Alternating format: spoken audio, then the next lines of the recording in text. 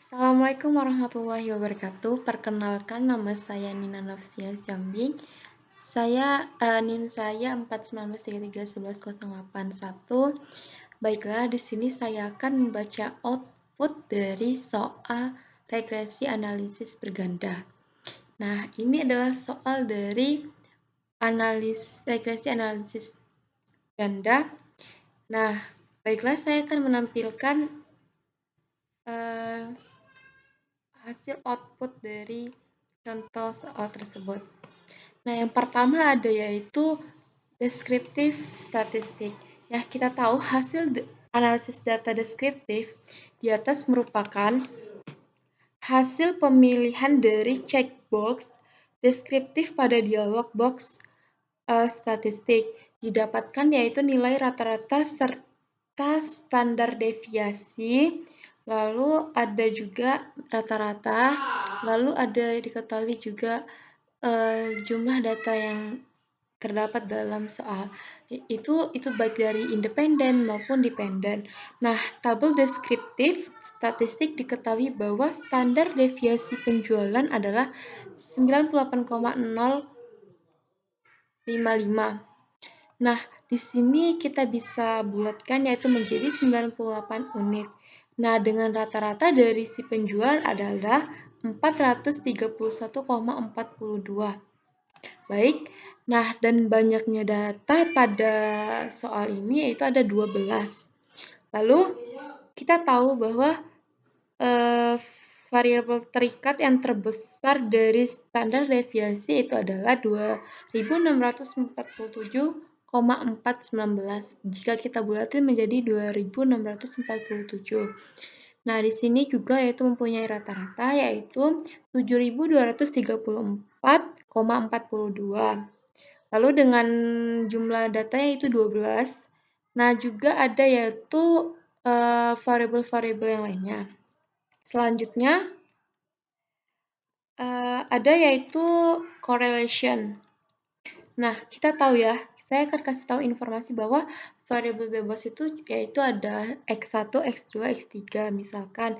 Itu adalah yang mempengaruhi. Sedangkan yang terikat itu adalah si Y, yaitu dia yang dipengaruhi. Lalu di sini ada correlation.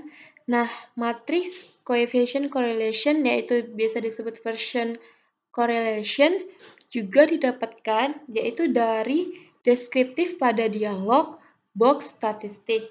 Kita dapat melihat koefisien korelasi dari semua variabel. Oke, lalu kita lihat dari tabel correlation ini yang mana menunjukkan besar hubungan antara variabel penjualan dan X1 merupakan 0,88. Ini adalah hubungannya. Hal ini menunjukkan hubungan yang positif besar, yaitu hubungan antara variabel penjualan dengan X3, yaitu adalah 0,712. Hal ini menunjukkan hubungan yang positif. Sedangkan besar hubungan antara variabel penjualan dengan X3 adalah 0,534. Hal ini menunjukkan positif pula.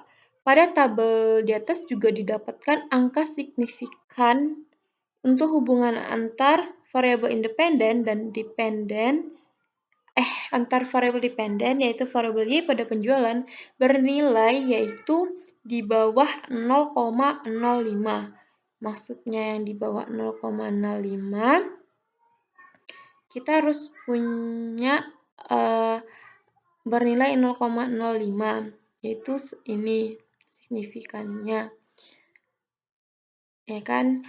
Lalu ada juga sehingga dapat disimpulkan bahwa terdapat hubungan signifikan dan korelasi yang erat antar semua variabel independen dengan variabel dependen.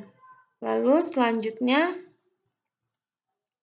ada variabel enter remove yang mana di sini adalah hasil dari variabel enter remove merupakan penentuan pilihan enter pada form method dialog box option pada tabel variabel insert menunjukkan metode yang digunakan dalam kasus di atas.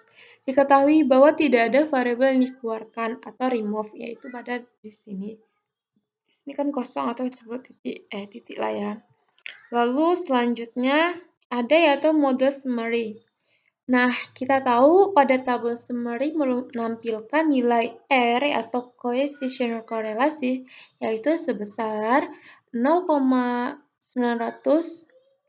Nah, sedangkan A di sini menunjukkan yaitu prediction content yang mana di sini merupakan independen dari si variabel bebas. Variabel bebas kan independen. Lalu dari model summary juga terdapat sedangkan koefisien korelasi pada R square yang mana 0,809 itu merupakan bisa juga disebut koefisien korelasi ganda R square atau multiply R sebesar yaitu 0,809 merupakan indeks dari determinan atau persentase pengaruh X terhadap Y. Ini menunjukkan bahwa sebesar 80,9% variasi variabel independen Y sama dengan penjualan. Yang sisanya tadi kan persentase dari si indeks determinan itu kan ada 0, indeks determinannya kan 0,809. Nah, kalau kita jadiin persen berarti kan 80,9%. Nah, berarti kalau sisanya itu apanya? Ya sisanya berapa berarti kalau dikurangin dari 100% adalah 19,1%. Itu adalah yang dipengaruhi oleh variabel yang lain selain variabel independen yaitu X1 dan X2 dan X3. Nah, jadi pada R-square itu digunakan untuk apa sih? Mengukur kemampuan model regresi linear dan mencocokkan atau menyesuaikan fits atau data. Maka sebabnya dalam output dari data ini mendekati satu pada normal plot yang terdapat pada menunjukkan model tersebut menyesuaikan atau mencocokkan regresi. Nah, seperti di gambar ini. Aduh, mohon maaf. Nah, seperti ini menunjukkan maka terdapat output data ini mendekati yaitu mendekati satu. Ini mendekati satu yaitu pada normal plot. Nah, maka menunjukkan model tersebut menyesuaikan atau mencocokkan hampir mendekati satu. Nah, maka yang semakin mendekati atasnya secara sempurna, maka semakin dekat dengan menunjukkan angka 1. Semakin baik kemampuan model regresi linear berganda ini. Baiklah, sekian dari pembacaan output yang bisa saya sampaikan. Bila ada kata yang salah, saya mohon maaf. Assalamualaikum.